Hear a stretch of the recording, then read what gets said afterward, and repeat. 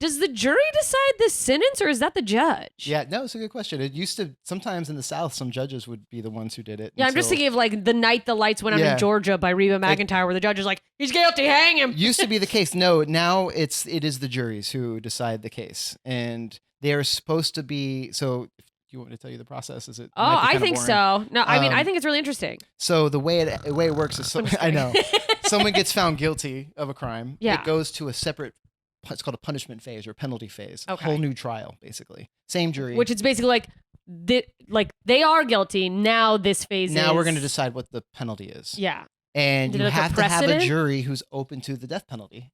You have to be in that. Like a juror, in order to sit for a penalty phase, has to already have been open to it. So you're saying I can get out of jury duty by going, just want you to know I am absolutely against the death penalty. Yes. You can get out of a death penalty case. Look at this guy. He pretended to be racist. What an idiot.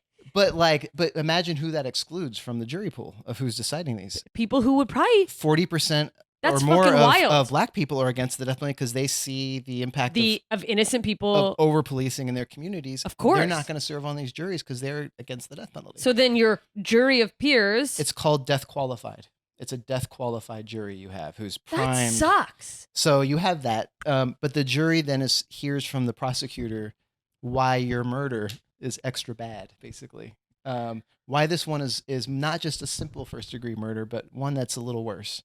Yeah. For a number of reasons. This person can't even be around other criminals. It was, committed because lying in wait or in the course of something else. Or there's 22 things in California that make a murder worse.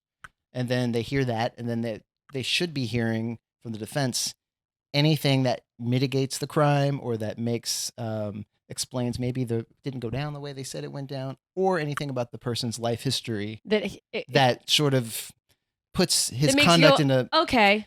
If I had a client severely who was abused, yeah, who was forced to sell heroin by his mother since the age of 7, overdosed on barbiturates at the age of 12, kicked out of his home, joined a gang. You might understand why that person has a lack of impulse control when you do a neuropsych test. Yeah, and see they don't have the ability because they frazzled their brain. They've trauma plus drugs, all that, and the jury needs to hear all that when deciding, and then they weigh everything. It's a really fuzzy process, but they're supposed to weigh everything and decide: do we kill this guy or do we let him live and die in prison? Basically, I just think that it's so shitty that I feel like public or just defense attorneys in general get shit on for they could be representing criminals when there's someone out there who's a prosecutor going, and here's why they should definitely die. Yeah, I mean, I'm used to the comments. Sleazy, but they're really it's one of the most rewarding moments when I can step into the Ninth Circuit or the federal court, and they all have to listen to my client's story. You're like, no, everyone hates. And I think that's part of what I love about the job, or I loved about the job. It's a different job at the Innocence Project. Whole different way of thinking. But for that, it's shining a light on. And it's like, no, someone's finally going to stand up for this guy who everybody just has thrown away and just thinks is just the worst garbage of the worst. Garbage, and saying no, there's a story here. There's some dignity in there. There's a human inside that person. And making the system pause for a little bit and listen to it. Yeah. And we lose a lot. But if we can give them, my client, a sense that okay, well, you listened to that and fought and spoke to the power with that message. I mean, that means that's a lot. Huge to just, and it's it's also for someone who you've got to assume, obviously there are the rare, just complete psychopath. I would never say anyone's irredeemable, but there are people that maybe you go, well, that's just, the wiring was just never good from the start. I don't know, but a lot of training on that I've been to. Is psychopathy a real thing?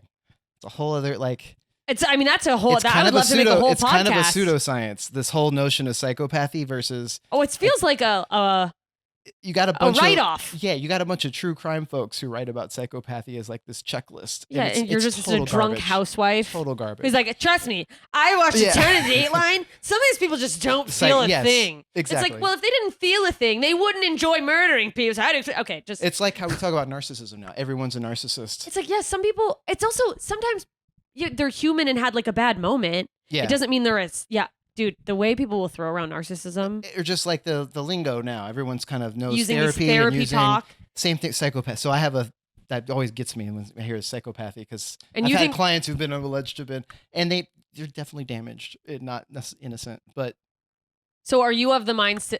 Are you of the belief that like there is no one that is like I haven't come across that you yet, haven't yet?